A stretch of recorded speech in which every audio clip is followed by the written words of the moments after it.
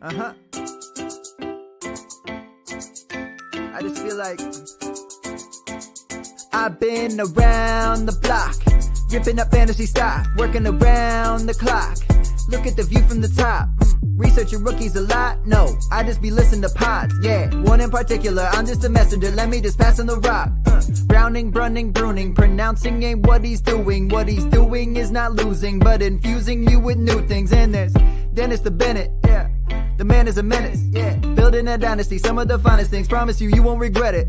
Sly as a fox, cultured in pop. Give him his props. Here is a thought, here is a box, and you cannot compare them at all. So don't even try. Careful with the news, but when you use a take, I take up Tony Fire. I mean Dyer, because anyone else is a huge mistake. Whoa, fantasy round table, fantasy round table, yeah. Fantasy round table. Come take a look at the crown, baby. Hey, fantasy round table, fantasy round table, woo. Fantasy round table. Come take a look at the crown, baby. Go.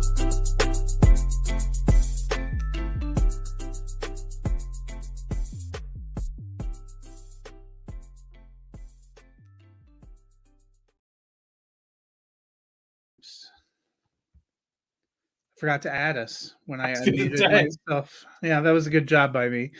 Goes off there. Well, no, I was even talking, then I realized I wasn't up there. So it's Friday. Welcome to another episode. It has been a crazy week, so crazy I forgot to re-add us. While I was looking at all the list of free agency moves, we're going to be talking about even more movement in the NFL today. Dennis, what has this week been like for you? Well, see, we did a mock draft, then free agency happened, and we redid the mock draft. And free agency kept going, and we're going to redo the mock draft. So honestly, it's been pretty cool. I enjoy it. It's like NFL front offices have been infiltrated by fantasy managers, and they're making trades and they're swapping people around. It's been very, very exciting. I'm going to need much like some of these teams, I'm going to need name tags to know who's on what team here shortly. So yeah, there was a lot of fun. There was an interesting thing I saw on Twitter that said every year somebody thinks it would be fun if they never announced any of the free agent moves, and people found out who had changed teams by who came out of the tunnel in the first week. I mean, you'd probably need like a chart of everyone in the NFL to be able to do that for this year's all these moves. Yeah, I don't know about that. That's you definitely need a chart. I don't know, for us, having to wait until they come out of the tunnel might be detrimental to our fantasy teams. It definitely would. It would make it a lot more difficult. Well, let's dive in. First big piece of news. The Minnesota Vikings acquired the number 23 overall pick from the Houston Texans for a few different picks this year and a second round pick next year. That gives them both the 11 and the 23. Dennis, got to be the only reason they're doing this is to move up and come for a quarterback, wouldn't you think? It has to be. Now, if you go back to the old Jimmy Johnson chart, that gives them enough value with those two first-round picks to go up to pick 4. Now, the way the draft has been predicted, we're thinking quarterbacks are going 1, 2, 3. So Minnesota's going to they traded away their second to get this first. They're going to need to sweeten the deal if they want to move up. Maybe somebody, unless they're happy with McCarthy. But if you like McCarthy, then maybe you can get to 5, but it's probably still going to cost you both of those first-round picks. I could see the Chargers having now just traded away Keenan Allen and let Austin Eckler walk and cutting Mike Williams. I could see them maybe saying, hey, we'll take those 2 firsts off your hands. Maybe make a couple other pick swaps a little later in the draft to gain a little bit of an advantage. I could see Arizona doing it too. They've got, I know they want. They need a receiver though, man. They traded Rondale Moore away, and they let Marquise Brown go. Let's be for real. They traded Rondale Moore away. They needed a receiver before they traded Rondale Moore away. So let's not make him out to be bigger than he really is.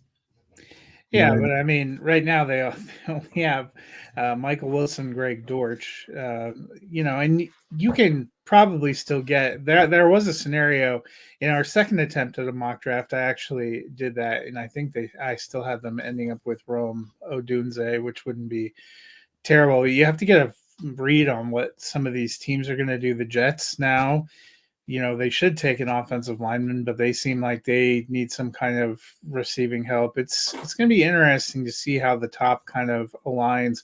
Quarterbacks and receivers might be legitimately the top few picks there. Yeah, I feel like we're looking at JJ McCarthy top 6 draft pick is what this actually means. No worse than 6, that's for sure. Yeah. So the other big piece of news, we are not looking at a ton of defensive moves, but when Aaron Donald announces he's going to retire, that is a pretty big game changer. I think that's a pretty big blow to a Rams team that seemed like it was fairly competitive this last year and maybe had a chance to be competitive again. Also, probably a guy that's going to be in the Hall of Fame. What will you remember from Aaron Donald's time in the NFL? So Aaron Donald was an outlier because you just don't see a lot of 6 foot, 5'11", 6 foot guys that play the interior defensive line like he did and be as successful, as dominating, as much of a game changer as Aaron Donald was. So one of the things I always, when you're talking Hall of Fame, I typically ask myself, at any point, was this player considered the best at their position? And I got to say, for probably at least 7 and maybe 8 years out of the 10 years Donald played, the answer was yes. He was the best defensive tackle in the game. I think he's a first ballot Hall of Famer. It's crazy. He's 32 years old, and like when I was 32, even I considered that young. It wasn't like, I'm going to be 6 or 59. Don't let me add that year yet. I'm going to be 59 this year. So now 32 seems like, just such a baby to me. And dude's retiring. It'll be interesting to see what he does after he retires. But he was a dominating force on the defensive line. I hope he doesn't, do this well. All right, I'm going to come back at, training camp rolls around. I still got the itch. They say if you're talking about retirement, you already got a foot out the door. So look, if you're talking about it, just go with it. Take the step, make the leap. Let the Rams spend that money somewhere else to make the team better. And, we'll see you in 5 years when you collect your gold jacket. Yeah. And Donald, it's not, it's a little bit surprising because there wasn't talk recently, but I know he looked and considered whether he wanted to retire after the Super Bowl victory. So not an incredible shock that he would step away. We're going to dive in. Plenty more free agency news to look at. We will start with quarterbacks. A string of trades here. One that went down today. Kenny Pickett traded from the Steelers to the Eagles, stays in the state of Pennsylvania. You would think he almost certainly is a lock to be a backup for Jalen Hurts there with Philadelphia. Leaves Russell Wilson as the only quarterback now on the roster in Pittsburgh, as we've seen Trubisky go to the Bills. Mason Rudolph we'll get to in a minute, and Pickett now being traded away. What did you make of this trade? So it caught me off guard a little bit, but as more information came out, apparently he did not handle not getting his starting job handed back to him last year very well. He refused to suit up in a game he was going to be the third emergency quarterback in week 17. Apparently he was not happy with the Russell Wilson trade and made it known to the coaches and whoever would listen in Pittsburgh. We talk about Pittsburgh and Mike Tomlin a lot when it comes to wide receivers and how he handles diva wide receivers. You didn't really hear a whole lot about Kenny Pickett and his dissatisfaction in the moment, but it's out now, and it's reasonable to believe it's true. Obviously there's opportunity to smear an ex-player when they leave, but it was a terrible quarterback class, and we've seen that with what's been happening to that class this year. I mean, of the six, three of them now, four of them are new teams. One of them's in the UFL. They're getting traded left and right, and I think the one who's still with his original team is a third stringer and isn't likely to see the field. Well, and Brock Purdy. Yeah, but he wasn't one of the top ones. I mean, Malik Willis, not likely to definitely not likely to see the field. Speaking of that class, we figured this was coming after Marcus Mariota was signed early in the free agent period, but Sam Howell on the move ends up going along with a third and he ends up going with a fourth and a seventh for a third and a sixth, I believe, to the Seattle Seahawks. Geno is still there. Geno, presumably the starter for now. Do you like this move for Howell? I do. He just needs to go somewhere where he can learn. The downside of it is they're probably going to draft Michael Penix. And if they draft Penix, it's going to be in the first round, most likely. He'll end up being the heir apparent to Geno.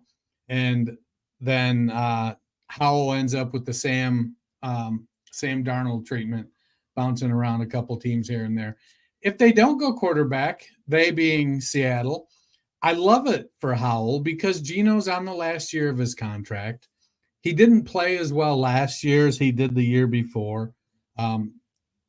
I know on this show, we're not real big Geno fans as far as what he brings to the table as a quarterback. We acknowledge that 2 years ago, he had an outlier season is what it was. They've got three really good wide receivers and a pretty good tight end. One real good running back and one pretty good running back that the jury's still out a little bit on in Charbonnet. So there's weapons there. Howell, I think, played a little over his head last year. They threw the ball 612 times, took a ton of sacks, threw some interceptions, held the ball too long.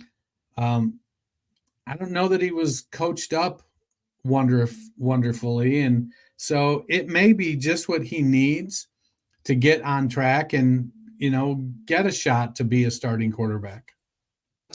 Yeah, and I'm not sold they necessarily take a quarterback now, but even if they take Penix, I've always thought it's probably more likely a second round. That seems to be where he's grading out. A lot of teams have some questions about his long-term durability because of injury history.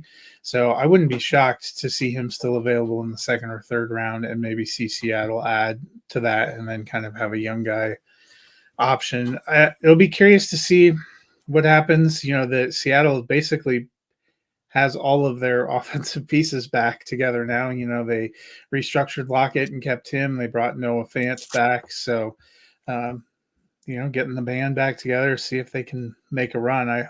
Hopefully get a little more fantasy joy from all those pass catchers. Another quarterback from the class of 2022 is Desmond Ridder. The Falcons made a huge play for Kirk Cousins. They still have Taylor Heineke. So they traded Desmond Ridder to the Arizona Cardinals for Rondale Moore straight up. What does that do for you on both sides of this trade? Well, it secures Desmond Ridder's job as a career backup going forward. I know, our friend Matt liked Ridder in this class. I was a Sam Howell guy. Ridder, can he develop? Yeah. And it's not like he's going to threaten Kyler Murray's job. So the potential is there for him to work on his game, develop. His issue was accuracy. If he can work on the accuracy and get that under control, then maybe when his rookie contract expires, he gets a chance to go somewhere and compete for a job. We know how tenuous the grip on starting quarterback positions are. There's 8, 10 like locks every year.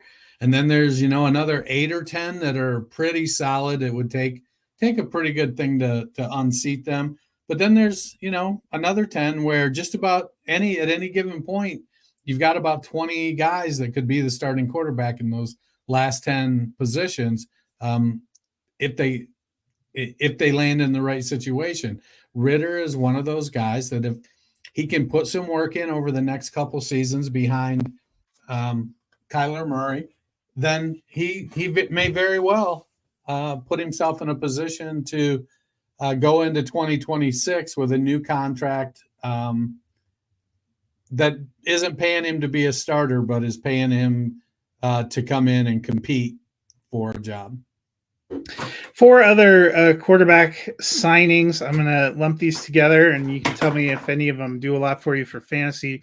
Joe Flacco, Jimmy Garoppolo, Mason Rudolph, and Brett Rippon all signed 1-year deals. Flacco goes to the Colts behind presumably Anthony Richardson.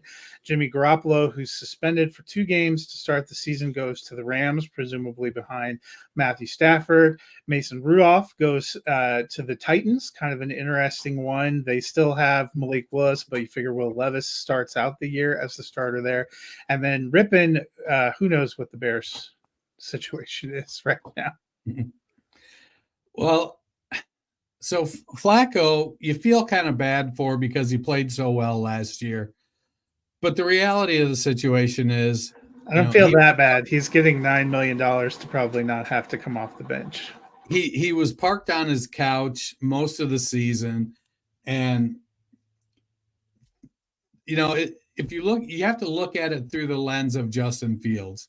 The NFL is telling us what they think of Joe Flacco. No matter how much we want to romanticize his comeback player season last year, the NFL clearly does not see him as a starting quarterback at 40 years old or whatever it is. So it's a nice story. If Richardson gets hurt again, Flacco can step in and be productive. We know that. He isn't going to run an Anthony Richardson offense, so the fit there is questionable, but neither did Gardner Minshew, so they've been through it. Garoppolo, I kind of like the fit. He's like a less talented but similarly skilled Matthew Stafford. He doesn't have the arm and he doesn't have the ability to lift his team, but if Garoppolo has to go in, you're not really changing your offense that much. Brett Rippon doesn't matter. And Mason Rudolph, if I had to pick one of the 4 of these guys that has a chance to get on the field, it's Mason Rudolph. I think that the job is Levis's. I don't think Rudolph is there to compete. I think they've told him, hey, you're going to be the backup, but you also need to be ready. And because, Malik Willis ain't it. Yeah, and we've talked about this before. 61 quarterbacks started a game last season for the NFL. We've seen that you've got to have a backup. In some cases, you might need more than one guy in reserve. So it makes sense that we're seeing all these teams try to solidify a backup quarterback position. And that way it feels a little bit different than except for Denver. Who the hell knows what's happening in Denver? But it's a little bit different than, the last few years. It had seemed like a lot of teams were kind of content to punt backup, like, oh, it'll never matter. Even last year, the Vikings, I think, went into the season with Hall behind Kirk Cousins. We know the Browns went in with Dorian Thompson-Robinson behind Watson. Oh, it'll be fine. Some of these. And we've seen teams having to react during the season to that. It feels like this offseason, people are trying to protect themselves in a little bit of a different way. And we're seeing some pretty sizable contracts even for guys that we presume are going to be backups. Even Sam Darnold could end up being a bridge, but is a veteran presence, got $10 million. And I know that pushed some people out of that race. Well, and I think, too, that NFL teams are realizing that having quality depth is important. And if the NFL is going to give you $13 million more in your salary cap, you might as well try to develop depth at quarterback in case something happens. Move on to the running backs. Was a huge frenzy early in free agency. Hasn't been as active the last couple of days, but Joe Mixon got traded to the Texans, agreed to a 3-year contract extension. Seems like they're excited to have him kind of be part of a long-term fit in that offense. Are you? I think I am. I love the fit with Mixon in Houston. I recognize that at what is he, 27 years old, 28 years old. It's, he's on the downside of his career as a running back, but he's a good pass catcher. His running style is suited to what that offense does. I think I mentioned on Tuesday that Houston runs the most similar offense to what Cincinnati does. And so Mixon is going to slide in. I didn't necessarily see an extension coming, but I did feel like it was a really good fit. I'm all in on Mixon this year. I think he's going to have a great season on a team that's going to be real, real good. Another piece of running back news. This one I thought was a little interesting. A.J. Dillon appears now is on his way back to the Packers. Seems like a deal where there's going to be no guaranteed money. After they splashed out for Josh Jacobs, you feel like this is kind of just insurance, and I don't think it says anything great about Dillon's value in the market. Yeah, no, there was no value in the market. It was like Justin Fields' trade market. There was no value there. And it tells you everything you need to know. Green Bay said, look, this is all we're willing to pay you. And if you want that, you can come back here and be a backup. And if not, go out there and find yourself a deal. Good luck. We appreciate your 4 years of service. Dillon went out and his agent shopped him around, and they came back and said, hey, you guys still got that offer? We'd love to come back. We love Green Bay. Green Bay is home. But yeah, he's going to get less work than he, I think, ever has, because Josh Jacobs, unless Jacobs gets injured. Huh? Unless Jacobs gets injured. Yeah. But I mean, yeah, I was kind of Ricky Bobby. Yeah, I was kind of surprised. We'll see. A couple other guys going back to teams. Chase Edmonds, a 1-year deal to come back to Tampa Bay, and a 1-year deal for Ty Johnson to return to Buffalo. Think either of them will have any fantasy relevance? They're going to be 0 RB guys. When you spend all your capital on wide receivers and tight ends, and then the last 7 picks are just drafting backup running backs. That's all those guys are. Vikings declined the option on Cam Akers, making him a free agent. Obviously, now his second blown Achilles does not seem great, Bob. And he and J.K. Dobbins were pretty heralded guys coming into the league, and both of them have just been injury riddled. Do you think either of them is going to find a home? They seem like in-season signings. Dobbins I think Dobbins is perceived as having more value because he was better at the job than Akers was. But they're going to have to wait till they're fully healthy, till somebody else gets hurt, unfortunately. And the challenge for Akers, he doesn't have great vision. And what burst he did have has been sapped because of the Achilles injuries. I think he's going to go the route of James Robinson, whereas I think Dobbins may get another shot at some point, but it doesn't look great for either. That'll move us on to wide receivers, and Calvin Ridley finally made a decision, and it was not the decision we expected. A 4-year, $92 million deal with the Tennessee Titans. He joins DeAndre Hopkins and the former first-round pick in Treylon Burks, as well as Chig Okonkwo, providing weapons there for Brian Callahan. They also, signed Tony Pollard to have Tyjae Spears, so they have some weapons. How do you like the fit for Calvin Ridley, and where does he shift in your dynasty rankings? That was some game of 3-card Monty he was playing there, wasn't it? Kind of stringing the Patriots and the Jags along. So now the Jags too, their real starting three receivers going to be Kirk, Davis, and Zay Jones. It's and to be fair, that's not terrible. If Jones can stay healthy, I don't hate that three. Christian Kirk can really do good work out of the slot. We've seen Gabe Davis be explosive. Can he be consistent? Is the real question. Back to Ridley, though. I love it for Ridley because Levis has a big arm.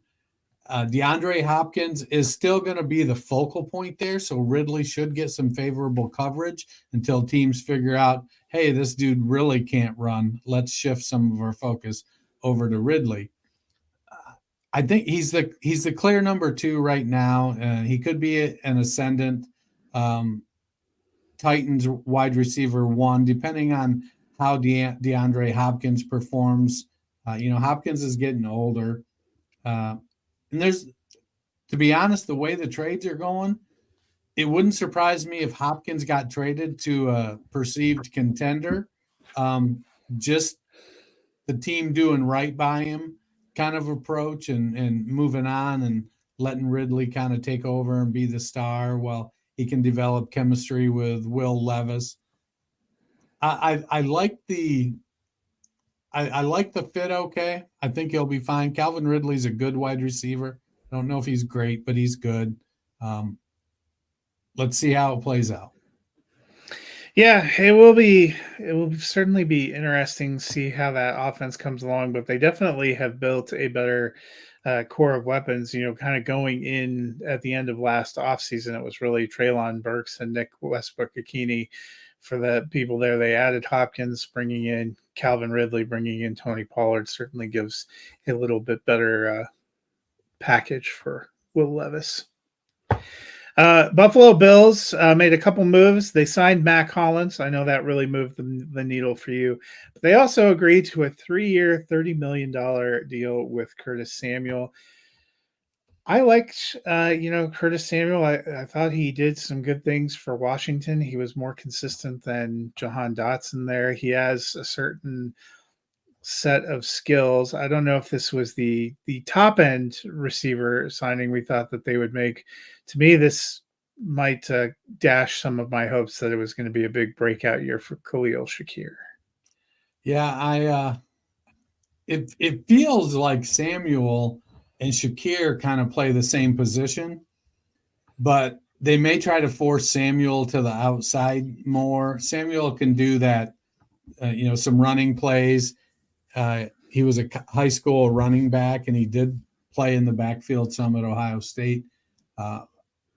I think that Samuel is probably a wide receiver, low-end wide receiver 3 at best. But the way that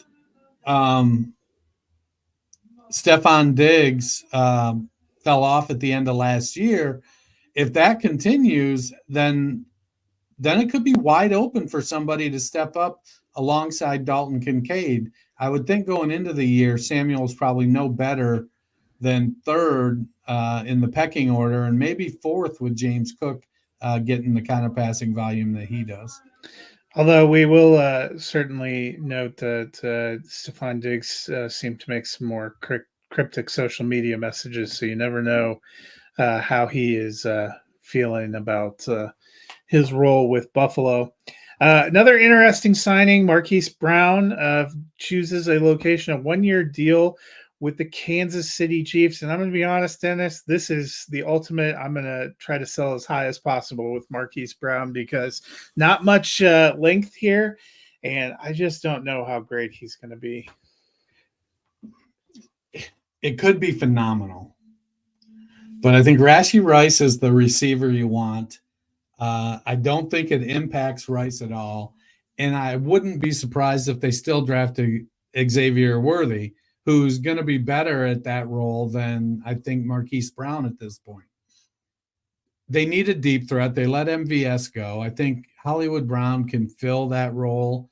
Right now, their starting 3 are Justin Watson, Marquise Brown, and Rashee Rice. And, you want Rice. you could probably have Brown as a flex, and that's about it. Yeah, and I'm with you. I don't think they're done yet. We'll see. We'll see what they do. And I'm also just not jumping on.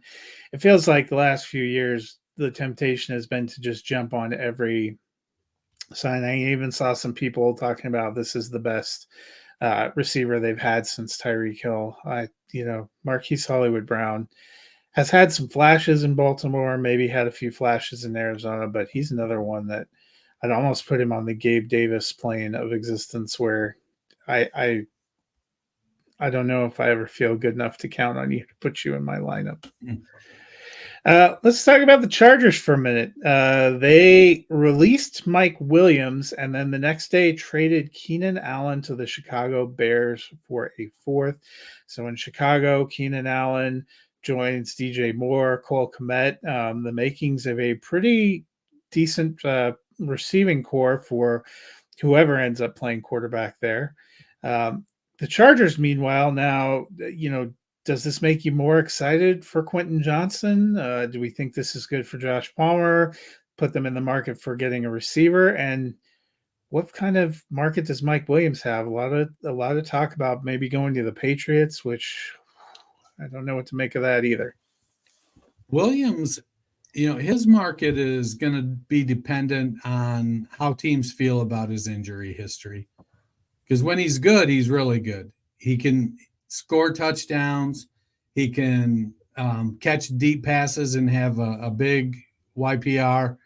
He can put up yardage. He's good. He just gets injured, and it is what it is. Keenan, I'll be honest, I was surprised, and a fourth rounder feels like it's really cheap, but he's got a big contract. He's 32 years old.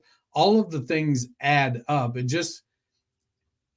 It felt like they were giving him away, but I think Jim Harbaugh went in and he's like, hey, we need to make some moves. Our salary cap is a bit stuffed. They're doing an extreme home makeover there in Los Angeles, and who's their tight end is gone. Austin Eckler, Eckler, Williams, now Allen. It's just Jim is going to, he went into San Francisco and was successful. He was successful at Michigan. And so I think he's all aboard. He's going to get guys that he wants. I know the joke is he's going to take Blake Corum at 5. But maybe not at 5, but well, then it wouldn't be a joke. But they're I don't know if I'm Khalil Mack and Joey Bosa, and we restructured our deals so to help the team, and then they got rid of all 4 of the top offensive skill players outside the quarterback. I'd be like, wait a minute, why did we restructure our deals if you're not going to keep these guys? But you think they're confused somewhere. Justin Herbert's like, what happened to me? Right. Although we have seen him make do with what's available in the past. Make some chicken salad out of chicken feathers. Well, Allen missed a few games last year. Williams has missed a ton too. So, we talked about Austin Eckler wasn't exactly the old. He wasn't awesome Eckler, that's for sure. Well, and even Everett last year, I had high hopes for him. He was a kind of a trendy late round tight end pickup, and you just never felt good starting him. Here's a couple of other signings or re-signings. We'll see if any of these spark anything for you. Cedric Wilson goes from the Dolphins to the Saints. Van Jefferson, a 1-year deal to go to the Steelers. Jamison Crowder re-signs with the Washington Commanders, which I thought was interesting. Brandon Powell re-signed with the Minnesota Vikings. And little Jordan Humphrey is back with the Broncos. Any of those guys move the needle for you in fantasy? Those are all NFL depth players that, depending on how big your dynasty roster is, maybe you'll roster some of them. It's just fodder. It's, when you're churning the last couple spots on your roster, some of these guys are going to kind of roll through as injuries mount up going throughout the season. None of them are worth chasing. We know who all of them are. Cedric Wilson, it looked like he was going to get a shot to be a top 2 guy on a team. And then they turned around and drafted Jalen Waddle and traded for Tyreek Hill. And it was like, well, I guess that's not going to be Cedric Wilson's destiny. So he ended up being like one of the highest paid special teamers in the league for a couple of years there. Yeah, maybe Jamison Crowder provides some PPR value with the Commanders, but probably not. Next, here we had a group of receivers that all got their walking papers. We mentioned Mike Williams, Michael Gallup released by the Cowboys, Michael Thomas released by the Saints, Hunter Renfrow released by the Raiders, and Odell Beckham Jr. released by the Ravens. What do you think the market is for those guys? I think Gallup probably has the best market, but OBJ has the best agent. So OBJ will probably sign for the most money, but I think Gallup can provide the most help. It wouldn't surprise me to see Gallup maybe land in Pittsburgh. They're wide receiver needy. Los Angeles, their wide receiver needy.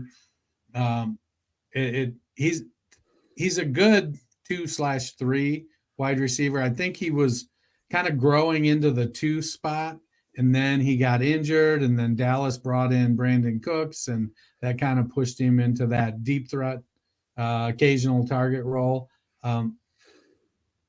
We'll see if he can make it back, but it might just be the beginning of the end. Yeah, when I was looking at those guys, I feel like those are guys that will probably get signed post-draft. Maybe a little closer to the season, based on teams that have things not shake out for them. Because I feel like now we're at that wave of receivers where you're either kind of a depth role player, maybe special teams player that you're getting signed, or they're making their draft plans. Let's move to tight end. Patriots signed Austin Hooper to a 1-year deal. He comes in, last year it was Mike Gesicki and Hunter Henry. Now it's Austin Hooper and Hunter Henry. Does that move the needle at all for you? I think it's Hunter Henry is who it is. I think Hooper will forever be grouped in with Gary Barnidge on the one breakout season where everything just seemed to line up for you, and it allowed you to make a little bit of money that you might not have made in free agency. Yeah, people were making a lot of the fact that he's reuniting with the offensive coordinator he had with Cleveland. And I was thinking to myself, he wasn't that great with Cleveland. Right. Harrison Bryant, speaking of Cleveland, moves on from the Browns, signs a 1-year deal with the Raiders. I have to be honest, I don't know what to make of this because the Raiders have Michael Mayer. We also don't know what they have at quarterback. Do you like this move? Not really.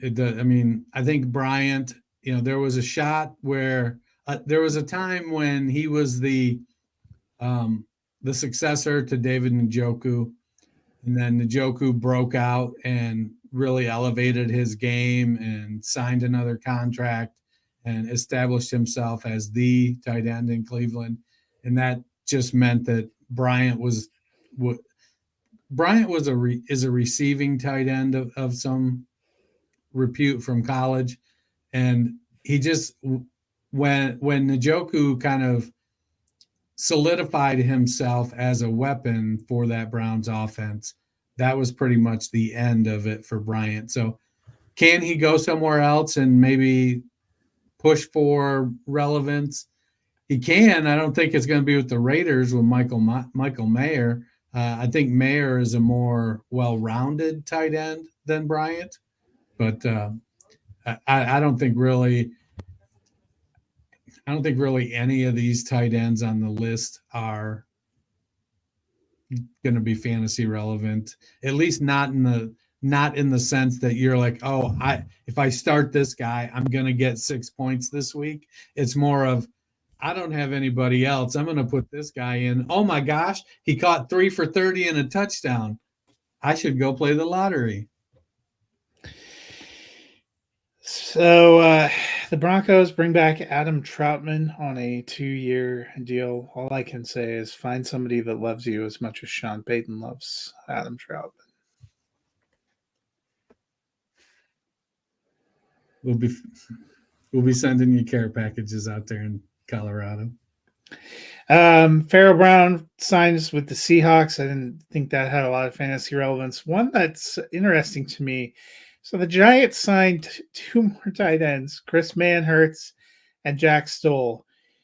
Does Brian Dable understand that it's okay to have more than small slot receivers and a gaggle of tight ends in your receiving core? Apparently not. Especially, Manhertz is a blocker, Stoll is a blocker. They're who are they blocking for? Devin Singletary, man. I like Devin Singletary. I'm not trying to, but it's just, Waller, Bellinger, Manhertz, and Stoll. Their receiver signing was Isaiah McKenzie to go along with Wan'Dale Robinson and Paris Campbell and Darius Slayton. We're just going to start calling the Giants receivers Dopey, Grumpy, Sleepy, Doc, Sneezy. I forget the others. I tell you, it's been something.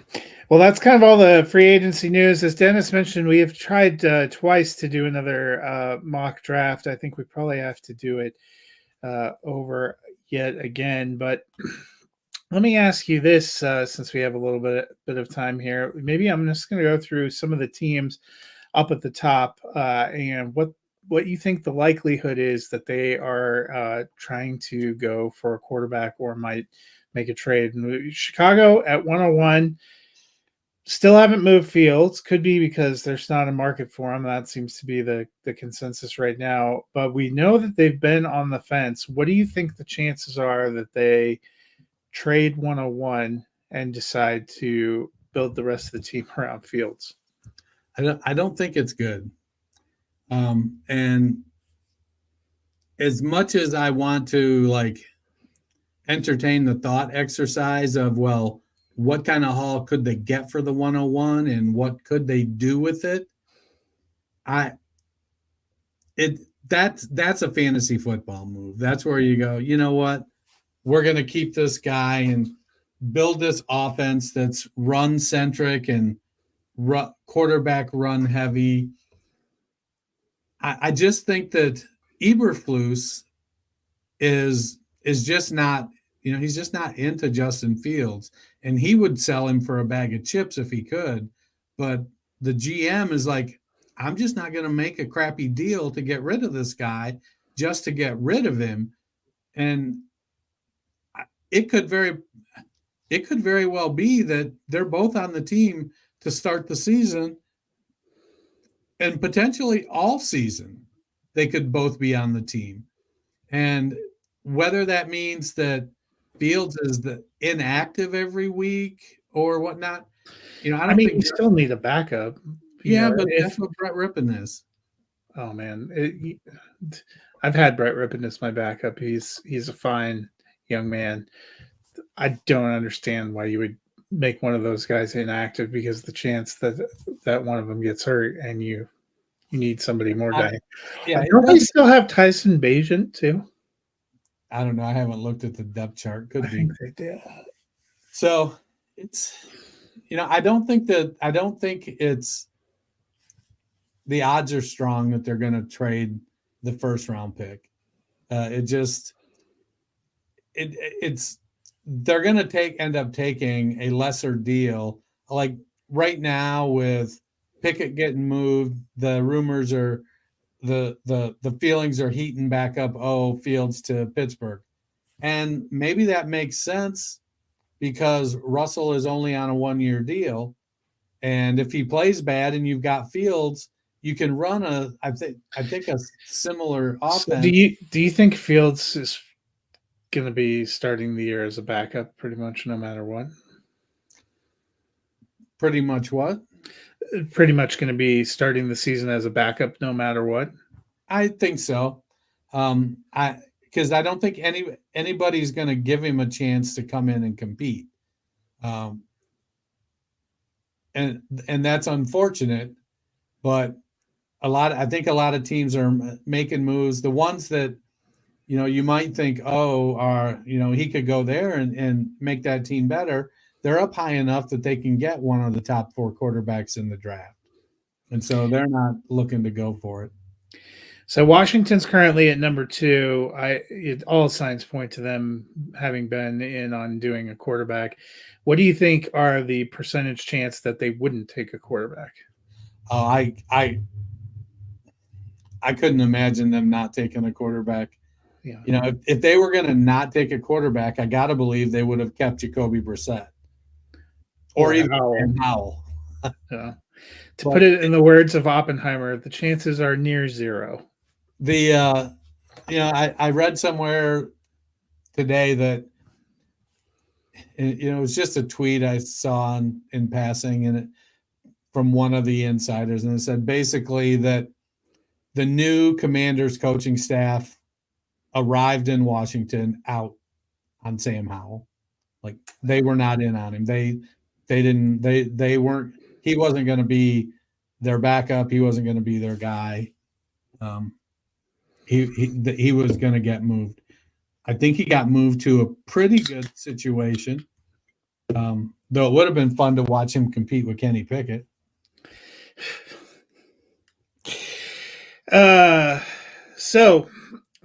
New England has the number 3 pick. There's been some talk that Minnesota might make a run to try to get to number 3. The Patriots obviously have given themselves options.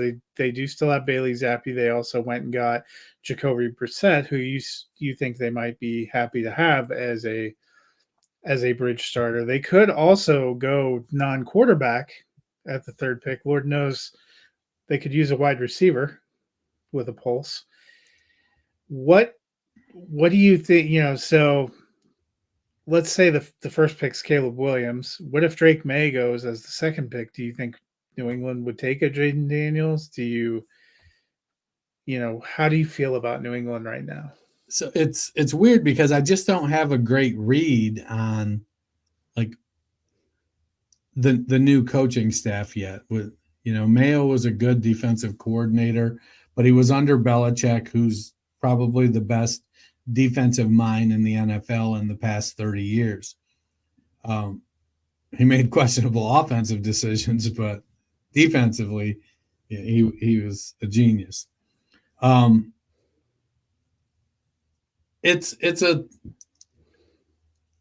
think Daniels, the biggest knock on Jaden Daniels is it isn't that he was a 5-year starter in college. It's that he didn't blow up until that last year. And I think we look at Joe Burrow and we're like, yeah, that's kind of what Joe Burrow did. And so maybe there's, but it's so there's such a, on each end of the spectrum, this guy had a great season. He's shown all the tools. He looks the part. And the other end is, well, he only did it in his senior season when he was, older than everybody else. He was a 5th-year senior and he had started 5 years and all of this. And it's like, well, of course he should have been better than everybody else because he was older. And so that may scare some teams off. The reality of the situation in the NFL is you got to have a good quarterback. And Jaden Daniels could be a difference maker.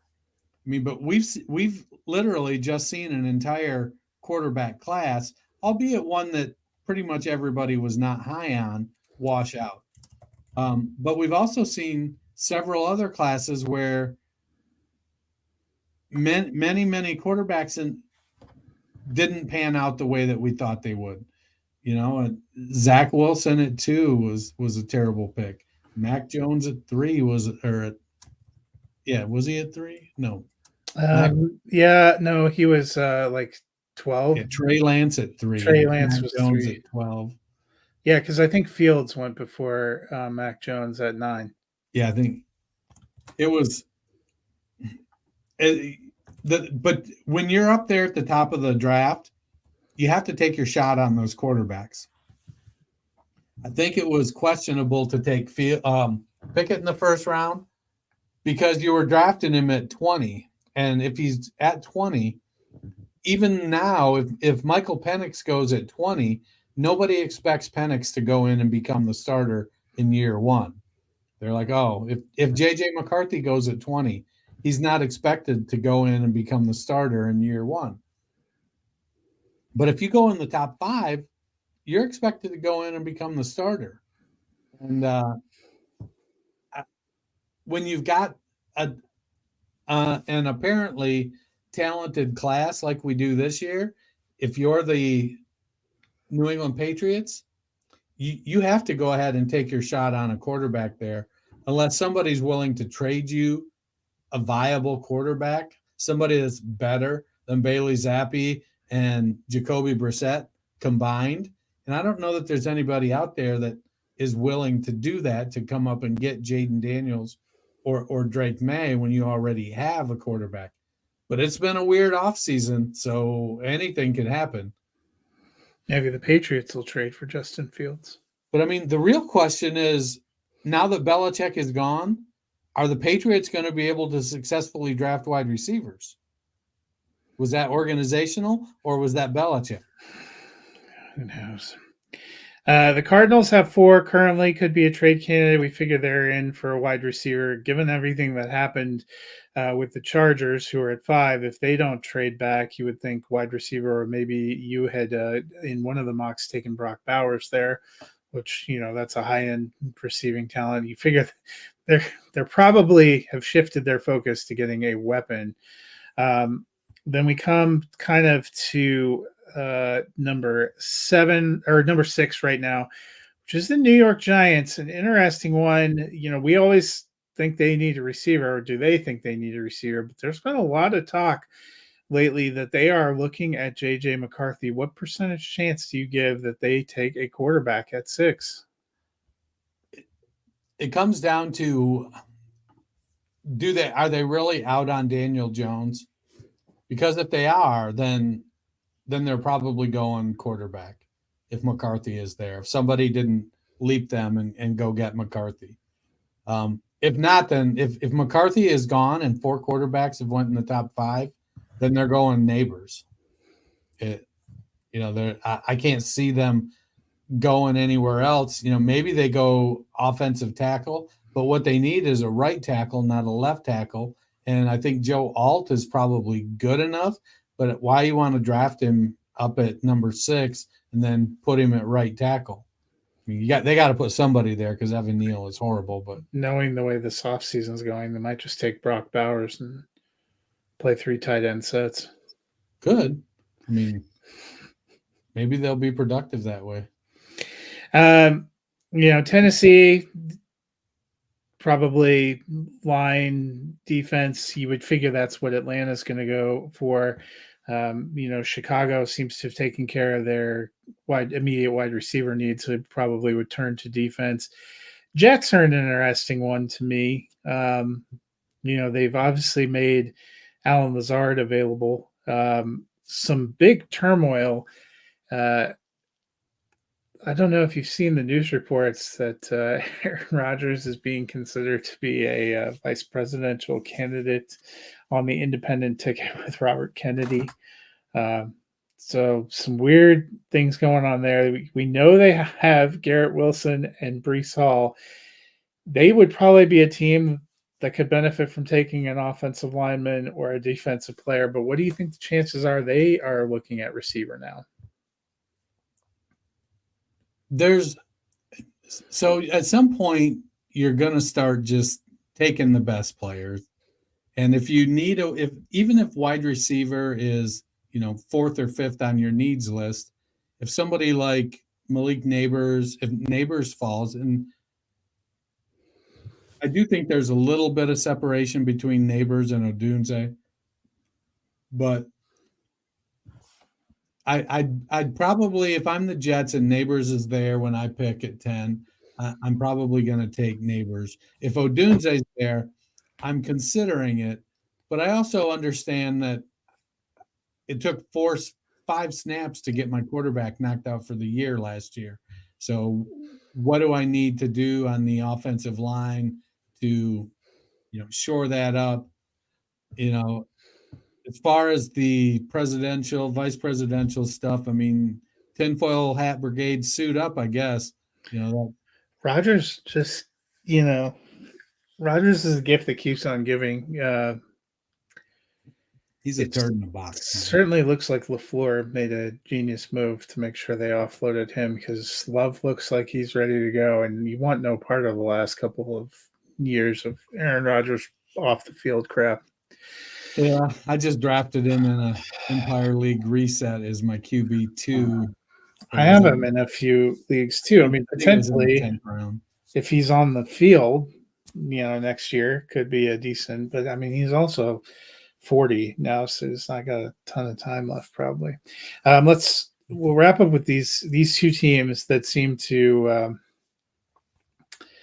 be in precarious position. The first is the Vikings, who have given themselves some draft capital. It seems like they're really going to be trying to move up to get a quarterback. If they can't get up into the top 6 and 4 quarterbacks go, what do you think they do? Well, their needs. Let's see. What did you switch the team needs when you put the trade in? Yeah, I did. Yes, I did. So their needs, then, they don't get a quarterback high. They need edge, they need a guard, linebacker, defensive tackle. Really, the value there in the draft is going to be at edge with somebody like Jared Verse or who's the other edge up there? Dallas Turner, if he falls to 11. I think those are the guys that I'd be targeting. Maybe I go cornerback, because there is some good cornerbacks that are going to be available in that range. Quinyon Mitchell out of, I think, Toledo, Terrion Arnold, Nate Wiggins. There's some good young cornerbacks. And so maybe they fortify the defense a little more and then take their chance, and maybe they go Knicks, or if Penix falls that far down to what their other pick, 23, maybe they take somebody there. And the other one that's only God knows what their actual plans are is the Denver Broncos. They don't have a second-round pick. Pick at 12, literally only have Jarrett Stidham as a quarterback on their roster right now. There are starting to get precious few veterans out there. Not a lot of salary cap space after eating $53 million from Russ. They have $67 million dead cap. They don't seem to have as good a possibility as the Vikings of moving up. We figure by the time you get to 12, 4 quarterbacks for sure are gone. What do you think about Denver? It's going to be a long couple of years. So, I mean, I kind of think I would use my draft picks to just build the infrastructure and look forward to 25 when they're projected to have more than 100 million in cap space, and try to make your move there. Just get another veteran, or take Zach Wilson, have the equivalent of legal tanking. I am a big fan of the build your team from the inside out methodology. And, because you want that you want to be ready to compete, and then you add a quarterback. Get that rookie quarterback contract. You're still able to pay other positions. If you build the offensive, defensive lines, it's great that you can have some great cover cornerbacks, but what makes them even better is an exceptionally good pass rush. You can have great wide receivers, but what makes them even better is your quarterback not getting sacked. So build from the inside out, just put resources into the offensive and defensive lines, and then build your way out to the edges. And if you're going to have a bunt, if you look at it and you're like, in a year, we're going to have, what'd you say, $100 million in cap space, you know, then you can dominate the free agent market then. And I know it takes a little time for offensive lines to gel, but you go out and you pick off some of the premier pieces in free agency because you've got the money and other teams don't. And then you invest draft capital in the right spots. You know, that's how you make the turnaround. Sometimes you just got to, you know, eat that turd sandwich and take your L's for a season. They're certainly going to take some L's. We will see how it goes, but that'll wrap it up for today. We'll be back on Tuesday. We're going to continue looking at recent draft classes. We're up to the class of 23. We'll be looking at quarterbacks and whether, especially given what they've done for him this offseason, whether we think Bryce Young can bounce back. And then we will redo a 2-round mock draft. And I think all the big things that can happen have happened, barring a Justin Fields crazy again. Yeah. Well, barring a Justin Fields trade, I think we've seen kind of the big moves.